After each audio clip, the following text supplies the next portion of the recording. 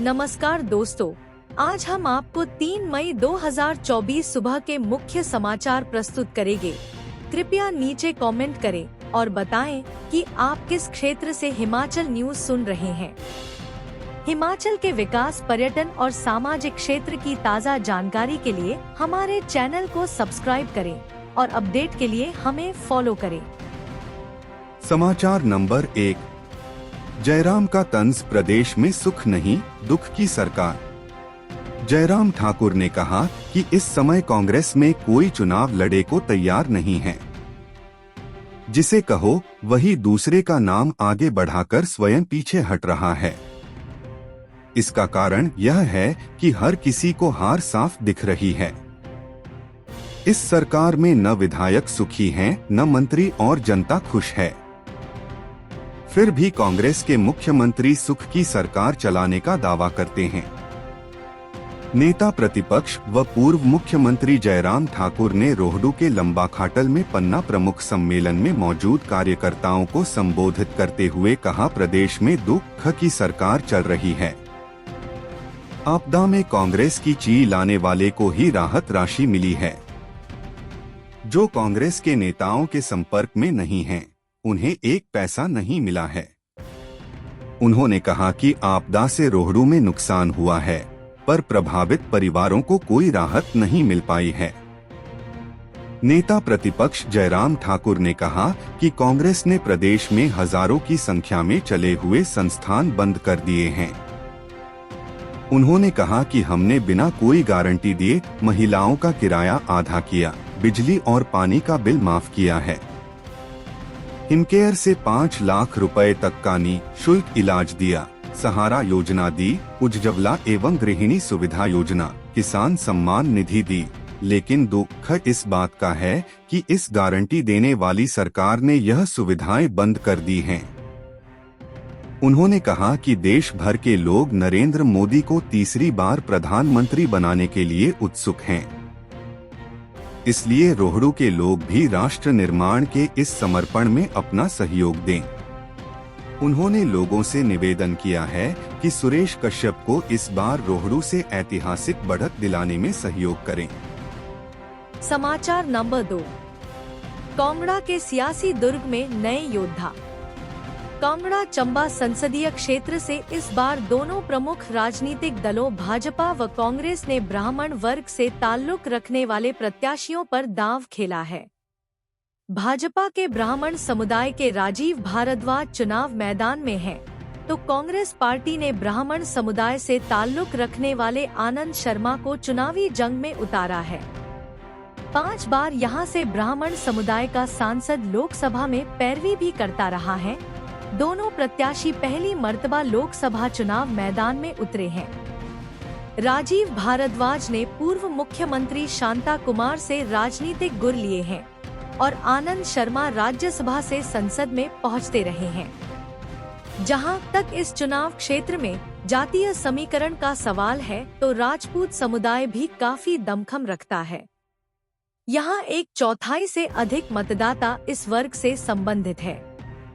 इसके अलावा ओबीसी मतदाताओं की तादाद भी यहां अच्छी खासी है। लेकिन इस संसदीय क्षेत्र का इतिहास बताता है कि यहां जातीय समीकरण के आधार पर न तो कभी लोकसभा के चुनाव लड़े गए हैं और न ही मतदाताओं ने प्रत्याशी की जाति पाति के आधार पर कभी वोट डाले हैं। यही वजह रही है कि इस क्षेत्र के मतदाताओं ने यहां सबसे कम आबादी वाले खत्री समुदाय के नेताओं को 5 मर्तबा संसद में पैरवी करने के लिए भेजा है। मतदाता संख्या के हिसाब से दूसरे नंबर पर आने ओबीसी ओबीसी समुदाय का प्रतिनिधित्व करने का मौका चौधरी चंद्र कुमार को सन 2004 में मिला था।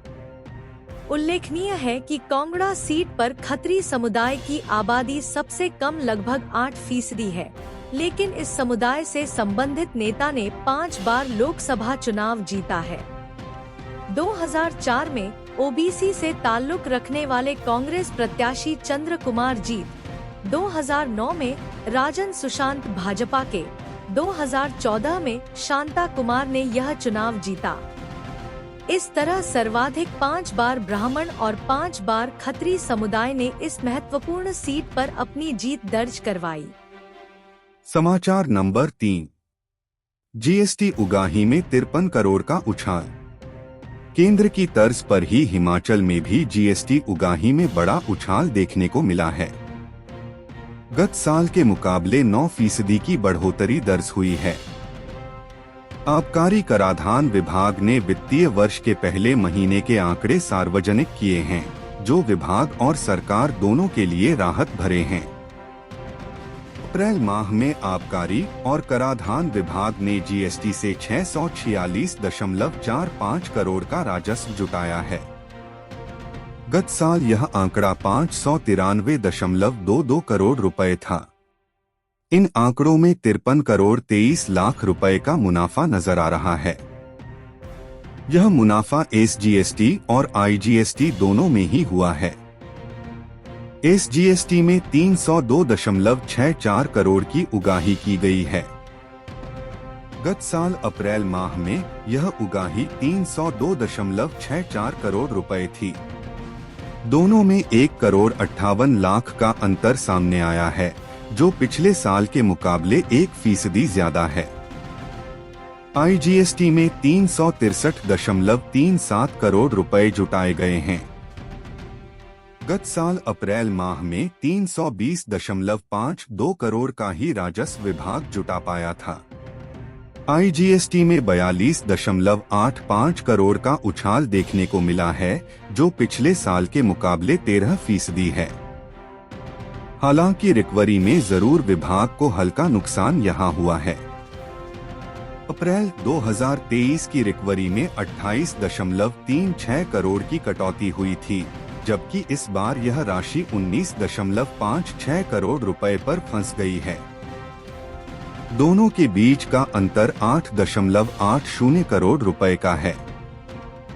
फिलहाल इस तमाम उतार चढ़ाव के बीच आबकारी विभाग के लिए साल का पहला महीना राहत भरा रहा है। जागरूकता स्टाफ को प्रशिक्षण बना सफलता का कारण। 53.23 करोड़ के अंतर के साथ विभाग का प्रदर्शन पिछले साल के मुकाबले बेहतर हुआ है। आबकारी विभाग के प्रवक्ता का कहना है कि टैक्स अदायगी के प्रति बढ़ती जागरूकता और स्टाफ को लगातार प्रशिक्षण मुहैया करवाने की वजह से जीएसटी जुटाने में फायदा देखने को मिल रहा है। आगामी महीनों में भी प्रशिक्षित टीम के साथ आबकारी विभाग जीएसटी की उगाही में पूरी ताकत झोंक देगा। पिछले साल में जुटाई गई जीएसटी के मुकाबले बड़ा फायदा देखने को मिलेगा। समाचार नंबर 4। 2 महीनों में 31 आशियाने निगल गया मौसम। प्रदेश में गत 2 महीनों में लगातार मौसम में हो रहे बदलाव का बड़ा असर नुकसान के तौर पर सामने आया है।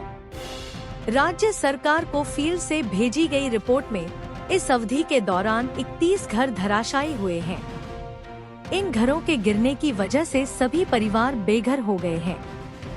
इनमें से 8 पक्के जबकि 23 कच्चे मकान बारिश की वजह से गिरे हैं।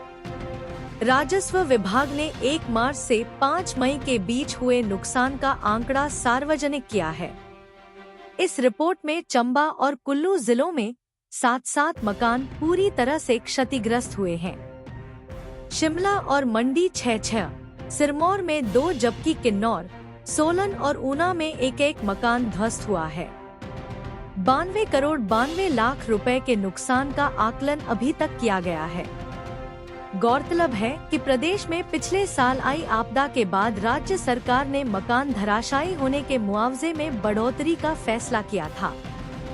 पहले घर के पूरी तरह से क्षतिग्रस्त होने पर 1,30,000 रुपए मुआवजा राज्य सरकार की तरफ से दिया जाता था, जबकि गत साल इसे 5 गुना बढ़ाकर 7 लाख रुपए कर दिया है और ये नियम कच्चे और पक्के दोनों तरह के मकानों पर लागू है।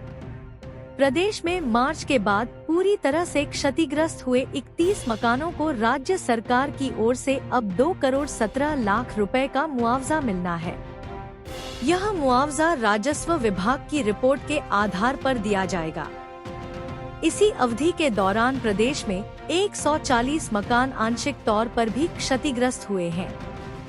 राज्य सरकार ने आंशिक तौर पर क्षतिग्रस्त मकानों के लिए मुआवजे की राशि में भी बदलाव किया है।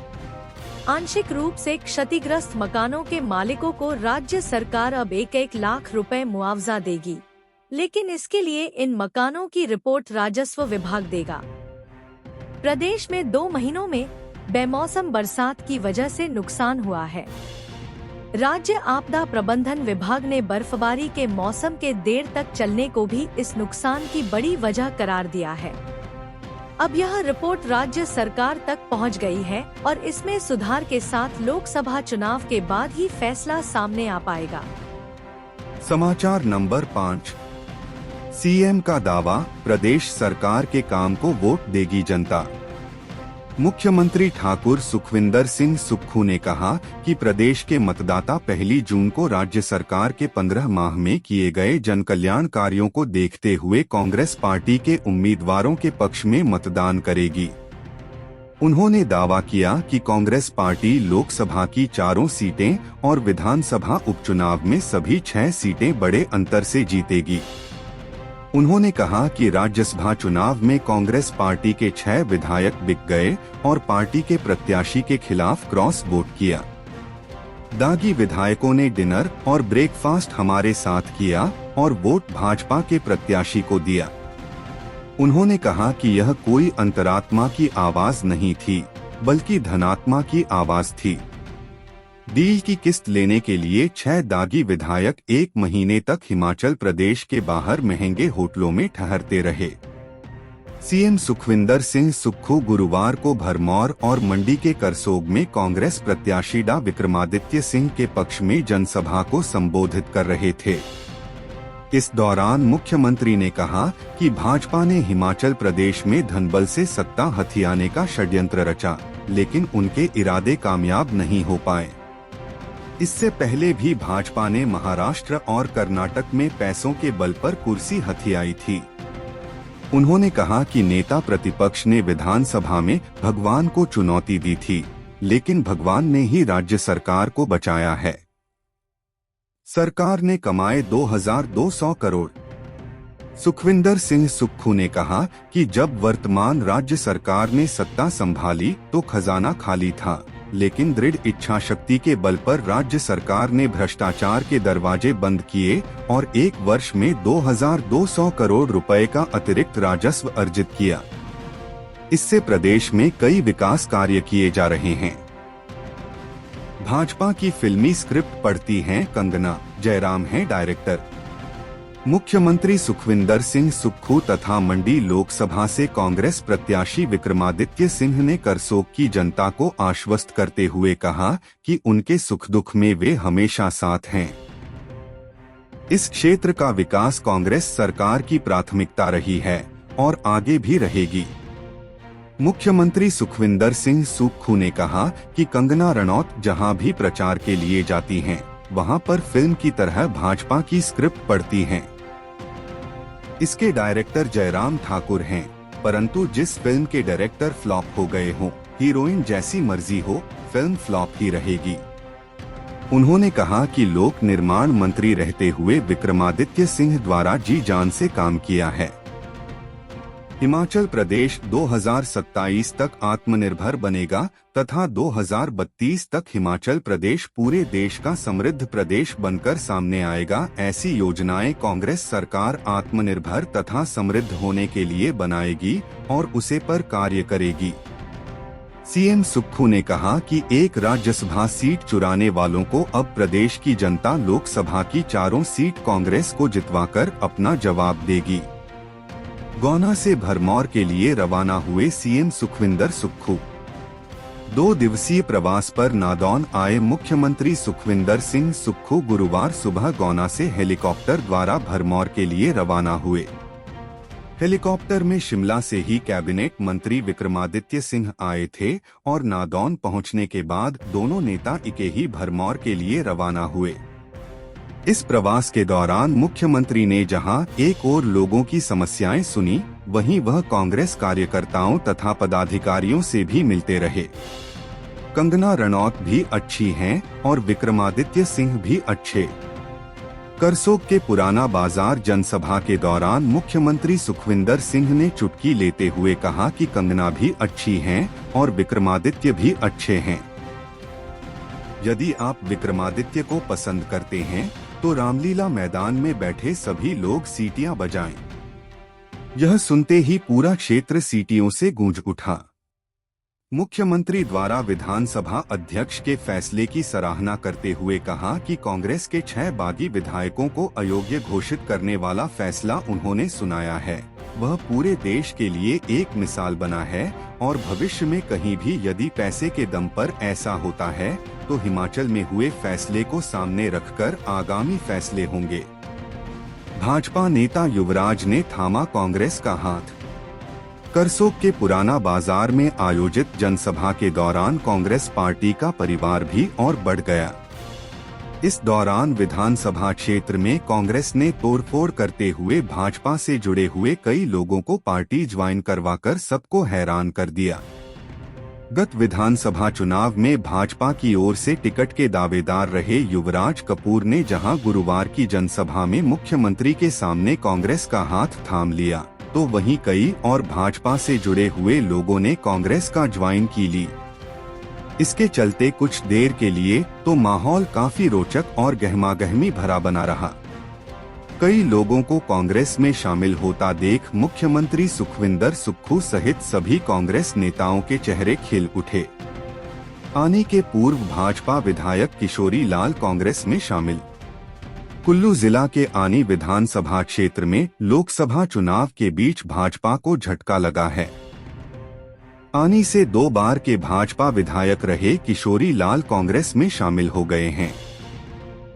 गुरुवार शाम को ओकओवर शिमला में मुख्यमंत्री सुखविंदर सिंह सुक्खू और मंडी से प्रत्याशी विक्रमादित्य सिंह की मौजूदगी में किशोरी लाल ने कांग्रेस की सदस्यता ली। 2022 के विधानसभा चुनाव के दौरान भाजपा ने किशोरी लाल की जगह लोकेंद्र कुमार को टिकट दिया था। टिकट कटने के बाद से किशोरी लाल भाजपा से नाराज चल रहे थे। इस दौरान किशोरी लाल ने भी कहा कि आगामी लोकसभा चुनाव में विक्रमादित्य सिंह को आनी से लीड दिलाई जाएगी। प्रतिभा बोली, भाजपा की नीतियों के कारण बढ़ी महंगाई बेरोजगारी। कांग्रेस प्रदेशाध्यक्ष प्रतिभा सिंह ने कहा है कि भाजपा की नीतियों और निर्णयों से देश में महंगाई और बेरोजगारी बढ़ी है। देश में 80 करोड़ से अधिक लोग गरीबी रेखा ने नीचे अपना जीवन बसर कर रहे हैं।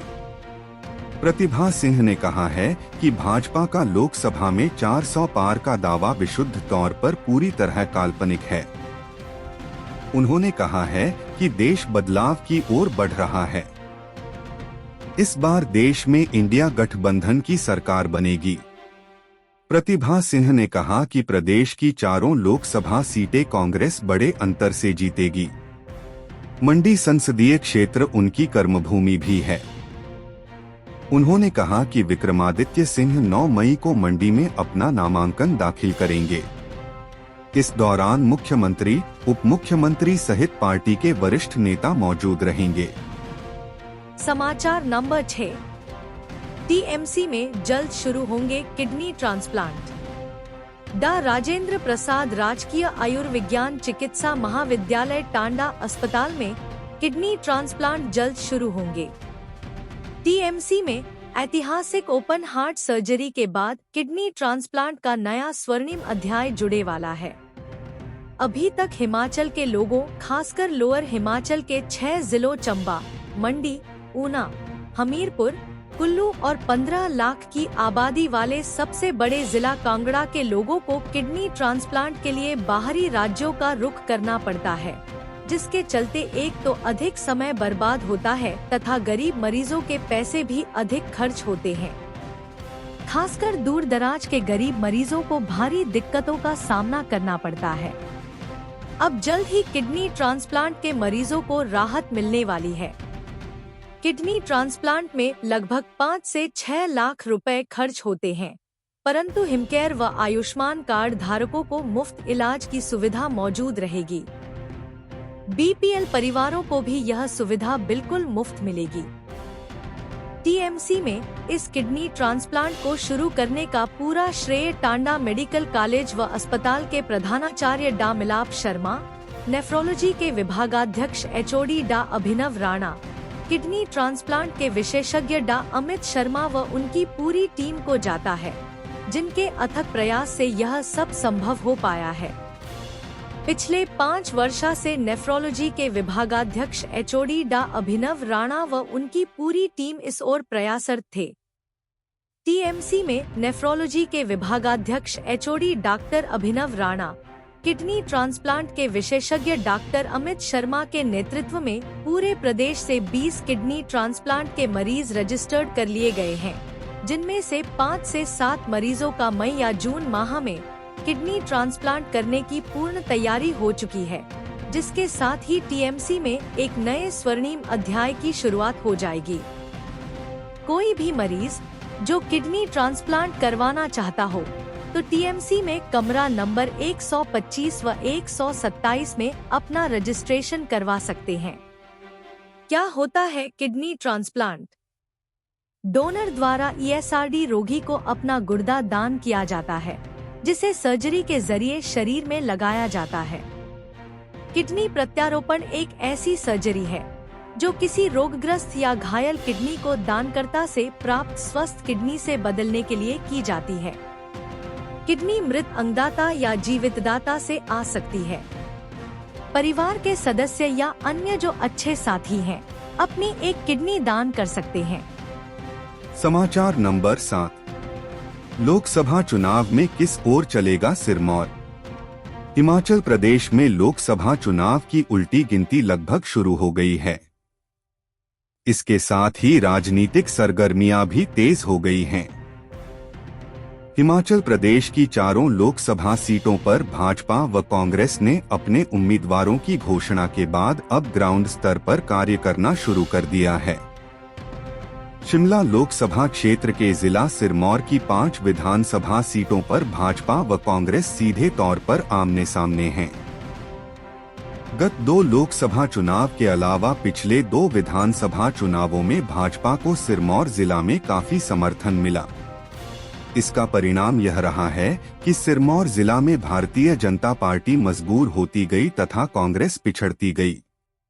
वर्ष 2009 से शिमला लोकसभा सीट भारतीय जनता पार्टी के पास है। इसके अलावा सिरमौर जिला की यदि बात की जाए तो सिरमौर जिला की 5 विधानसभा सीटों में वर्ष 2017 के विधानसभा चुनाव में जहां नाहन विधानसभा क्षेत्र से भारतीय जनता पार्टी के डा राजीव बिंदल विजयी रहे थे, तो वहीं रेणुका विधानसभा क्षेत्र से कांग्रेस के विनय कुमार, शिलाई विधानसभा क्षेत्र से भाजपा के बलदेव तोमर ने जीत हासिल की थी। पामवटा विधानसभा सीट भारतीय जनता पार्टी के वरिष्ठ नेता सुखराम चौधरी के पास रही थी, जबकि पच्छाद विधानसभा सीट पर 2017 के चुनाव में भाजपा के सुरेश कश्यप विजयी रहे थे। वर्ष 2017 के विधानसभा चुनाव के 2 वर्ष बाद 2019 में लोकसभा के चुनाव हुए तथा पच्छाद विधानसभा क्षेत्र से तत्कालीन विधायक सुरेश कश्यप को भारतीय जनता पार्टी ने लोकसभा के चुनाव मैदान में भाजपा के टिकट पर उतारा। भाजपा का सुरेश कश्यप पर दाव खेलना सफल रहा तथा देश भर में नरेंद्र मोदी की लहर के चलते सुरेश कश्यप ने कांग्रेस के वरिष्ठ नेता कर्नल धनीराम शांडिल को 2 लाख से अधिक मतों से पराजित करने में सफलता प्राप्त की।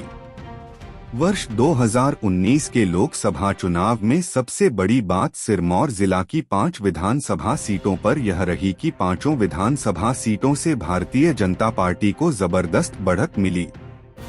एचडीएम भाजपा के लिए चुनौती। अब 2024 के लोकसभा चुनाव में भारतीय जनता पार्टी को वर्ष 2019 का इतिहास दोहराना चुनौती बन रहा है। इसका सबसे बड़ा कारण यह है कि वर्ष 2022 में हिमाचल प्रदेश में जो विधानसभा चुनाव हुए, उसमें सिरमौर जिला की 3 सीटों पर कांग्रेस के विधायक विजयी रहे। सिरमौर जिला में कांग्रेस को शिलाई, नाहन व रेणुका विधानसभा क्षेत्र से जीत दर्ज हुई। सिरमौर जिला की वर्ष 2022 के विधानसभा चुनाव में जिस सीट पर भारतीय जनता पार्टी को सबसे कम मतों से हार मिली थी, वह शिलाई विधानसभा क्षेत्र था। शिलाई विधानसभा क्षेत्र से वर्तमान में प्रदेश सरकार में वरिष्ठ कैबिनेट मंत्री हर्षवर्धन चौहान को केवल 382 मतों से जीत हासिल हुई थी। शिलाई विधानसभा सीट पर 2022 के विधानसभा चुनाव में हर्षवर्धन चौहान को 32,093 वोट हासिल हुए थे। भाजपा के बलदेव तोमर ने हर्षवर्धन चौहान को कांटे की टक्कर दी थी, लेकिन अंत में बलदेव तोमर को केवल 382 मतों से हार का मुंह देखना पड़ा था। 525 ने दबाया था नोटा। शिलाई विधानसभा क्षेत्र से आम आदमी पार्टी के नाथूराम चौहान को 488 वोट, जबकि राष्ट्रीय देवभूमि पार्टी के सुरेश कुमार को 454 मत मिले थे। 525 मत नोटा के डाले गए थे, जबकि 242 मत रिजेक्ट हुए थे। 2022 के विधानसभा चुनाव में कांग्रेस का डंका। शिलाई विधानसभा क्षेत्र की यदि बात की जाए तो वर्ष 2019 के लोकसभा चुनाव में भारतीय जनता पार्टी के सुरेश कश्यप को शिलाई विधानसभा क्षेत्र से 28,859 मत हासिल हुए थे। कांग्रेस के धनीराम शांडिल को 17,409 वोट पड़े थे। शिलाई विधानसभा सीट पर भाजपा को वर्ष 2019 में 11,450 मतों की लीड मिली थी, लेकिन 2022 में हुए विधानसभा चुनाव में कांग्रेस ने 382 मतों से चुनाव जीता था। समाचार नंबर 8। एचआरटीसी शिमला ग्रामीण डिपो अव्वल। घाटे से जूझ रहे हिमाचल प्रदेश परिवहन निगम ने डिपोओं में कमाई के लिए पिछले महीने टारगेट तय किए थे। अब इन टारगेट की समीक्षा हो रही है। एचआरटीसी के फील्ड डिपो को अपना राजस्व बढ़ाने और घाटा कम करने के लिए यह लक्ष्य दिए गए हैं। यह प्रयोग एचआरटीसी के एमडी रोहन चंद ठाकुर ने किया है।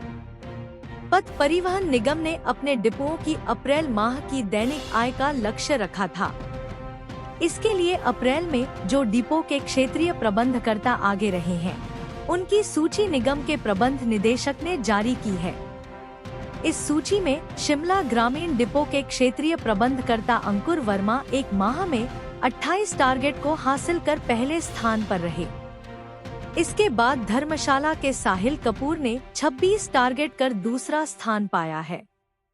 वहीं बैजनाथ के आरएम नितेश शर्मा ने 22 टारगेट पूरा करके तीसरे स्थान हासिल किया।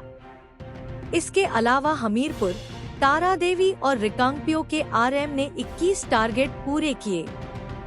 इसी लिस्ट में करसोग के आरएम ने 20, रोहडू 19, पालमपुर 15, देहरा 14, जोगिंदरनगर, पठानकोट, धर्मपुर, मंडी के आरएम ने 13 टारगेट, नालागढ़, ऊना ने 12, चंबा, नगरोटा बगवा ने 11, तारादेवी ने 10, बिलासपुर, नाहन ने 9, केलांग ने 7, सरकाघाट 5, शिमला लोकल 3, परवाणु 2, रामपुर 2, सुंदरनगर ने 1 ही टारगेट हासिल किया।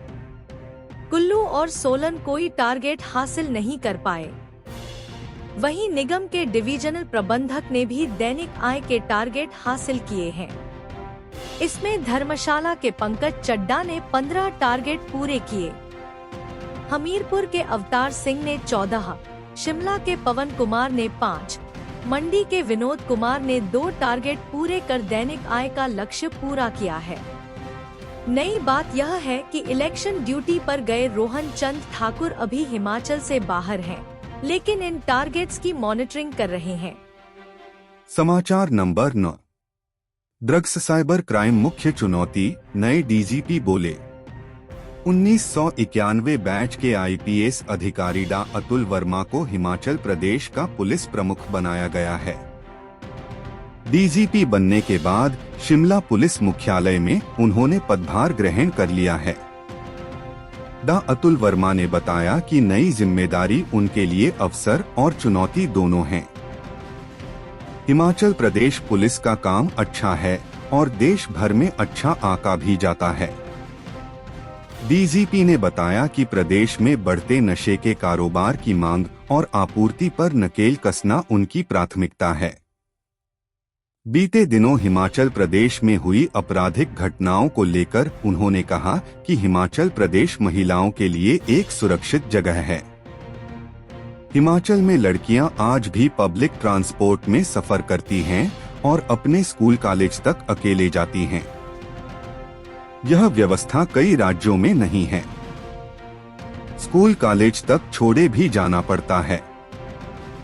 हमें इस तरह के लॉ एंड ऑर्डर पर गर्व होना चाहिए और इसे प्रोटेक्ट करने की जरूरत है।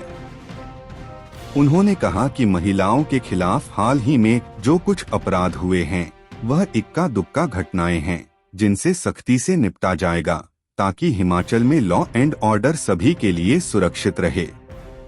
डॉ. अतुल वर्मा ने कहा कि नशे का बढ़ता चलन एक समस्या है और इस बारे में आम लोगों से भी सहयोग की जरूरत है। हर जगह पुलिस उपलब्ध नहीं हो सकती, इसलिए समाज को भी सहयोग करना होगा। नशे के बाद उनकी प्राथमिकता प्रदेश में बढ़ते साइबर के मामलों पर अंकुश लगाने की होगी। समाचार नंबर 10। प्रदेश मिल्कफेड ने उतारा फ्लेवर्ड दूध। हिमाचल प्रदेश मिल्कफेड ने अब अपने जाने माने उत्पादों की श्रृंखला में प्रदेश में फ्लेवर्ड मिल्क उतार दिया है। मिल्कफेड अब अपने स्थापित सेल काउंटर पर अमूल व वीटा इत्यादि की तर्ज पर 200 मिलीलीटर में बोतल बंद कूल मिल्क 2 फ्लेवर में बेचेगा, जिसकी खेप प्रदेश भर के दुग्ध प्रसंग के केंद्रों को भेजी जा रही है। मिल्कफेड ने इलायची व स्ट्रॉबेरी 2 फ्लेवर में शुरुआती दौर में कूल मिल्क के उत्पाद उतारे, जो कि ग्राहकों को मिल्कफेड के काउंटर पर 30 रुपए प्रति 200 ml की कांच की बोतल में उपलब्ध होंगे। वहीं रूम तापमान पर 6 माह तक उत्पाद सुरक्षित भी रहेगा। गौर हो कि हिमाचल प्रदेश दुग्ध प्रबंध अपने विभिन्न उत्पादों, जिनमें शुद्ध देसी घी की मिठाइयों व लोहड़ी इत्यादि पर गज्जक, तिल इत्यादि के शुद्ध स्वादिष्ट उत्पादों के लिए प्रदेश ही नहीं विभिन्न राज्यों में मांग में रहता है। वहीं अब मिल्कफेड ने फ्लेवर्ड मिल्क को भी बाजार में उतार दिया है। उधर हिमाचल प्रदेश दुग्ध प्रसंग मिल्कफेड जिला सिरमौर के जिला प्रबंधक देवांश जसवाल ने बताया कि मिल्कफेड के 2 फ्लेवर्ड कूल मिल्क 200 ml की बोतल में उतरा है। वहीं फिलवक्त इलायची व स्ट्रॉबेरी फ्लेवर में उत्पाद मिल्कफेड के स्थापित काउंटर पर उपलब्ध होगा। मंडी के चक्कर प्लांट में तैयार हो रहा उत्पाद। मिल्कफेड के हिमकूल दूध उत्पाद को फिलहाल मंडी स्थित चक्कर के प्लांट में तैयार किया जा रहा है। इसके बाद पूरे प्रदेश भर के जिला दुग्ध प्रसंग में हिमकूल की सप्लाई को उपलब्ध करवाया जा रहा है। मिल्कफेड के अधिकारियों ने बताया कि हिमकूल दूध उत्पाद को 130 डिग्री तक स्टेरलाइज किया जाता है, जिसमें किसी भी तरह के कीटाणु के पनपने की गुंजाइश नहीं रहती है। वहीं हिमकूल दूध उत्पाद की सफलता के बाद जिला दुग्ध प्रसंग आगामी दौर में अन्य डिस्ट्रीब्यूटर के तौर पर काउंटर की संख्या में भी बढ़ोतरी कर सकता है। समाचार नंबर 11। परौर राधा स्वामी डेरा पहुंचे महाराज गुरिंदर सिंह ढिल्लों। हर साल की भांति इस बार भी परौर स्थित राधा स्वामी सत्संग व्यास में गुरु वचनों का अमृत पान करने देश भर की संगत जुटनी शुरू ही गई है। 3 दिन तक चलने वाले महासमागम के लिए डेरे के गुरु महाराज गुरिंदर सिंह ढिल्लों गुरुवार दोपहर आश्रम पहुंचे, जहां सड़क किनारे खड़ी संगत ने गुरु का इस्तकबाल किया। अपने गुरु के काफिले को बेरोक टोक आश्रम तक पहुंचाने के लिए परौर से नगरोटा बगवा तक कार सेवक सड़कों के दोनों किनारों पर न केवल सुरक्षा कवच देने बल्कि यातायात सुचारू रखने को भी मुस्तैद दिखे। जानकारी के मुताबिक शुक्रवार को संगत गुरु का दर्शन कर सकेगी, जबकि शनिवार और रविवार सत्संग होगा, जब लाखों की संख्या में अनुयायी डेरे में जमा होंगे। गुरुवार को आयोजकों द्वारा बनाई गई दर्जनों अस्थायी पार्किंग भरती नजर आईं, जबकि व्यवस्था में लगे कार सेवक स्थान स्थान पर पसीना बहाते नजर आए। इस दौरान सुरक्षा के लिए जहां जिला पुलिस अलर्ट पर है, वहीं लोगों को यातायात सुविधा मुहैया करवाने के लिए पथ परिवहन निगम का अमला भी डेरे में डेरा जमाए हुए हैं। गगल पहुंचने पर वेलकम। गगल राधा स्वामी सत्संग व्यास के प्रमुख महाराज गुरिंदर सिंह ढिल्लों गगल हवाई अड्डे पर पहुंचे। गगल हवाई अड्डे पर उनका स्वागत भारतीय विमानपत्तन प्राधिकरण सिविल हवाई अड्डा गगल के निदेशक धीरेन्द्र सिंह, हवाई अड्डा गगल के अधिकारियों द्वारा किया गया। धर्मशाला से अतिरिक्त फोर्स मंगवाई। लोकेंद्र सिंह नेगी, डीएसपी पालमपुर ने कहा कि परौर में 4 तथा 5 मई को होने वाले सत्संग के लिए धर्मशाला से अतिरिक्त फोर्स मंगवा ली गई है, जो कि ट्रैफिक व्यवस्था को संभालेगी। साथ ही पुलिस कंट्रोल रूम भी स्थापित किया गया है।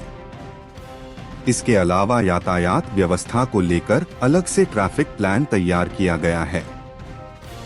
वाहनों को वाया मेझा व मंडी से आने वाले वाहनों वाया डाढ़ नगरी से जाने का प्लान तैयार किया गया है।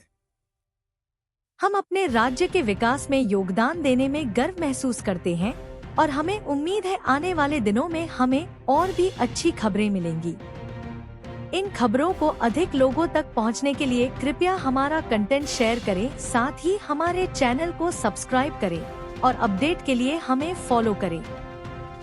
अपने विचारों को कमेंट में शेयर करना ना भूलें। आपका सहयोग हमें और भी बेहतर काम करने में मदद करेगा। धन्यवाद।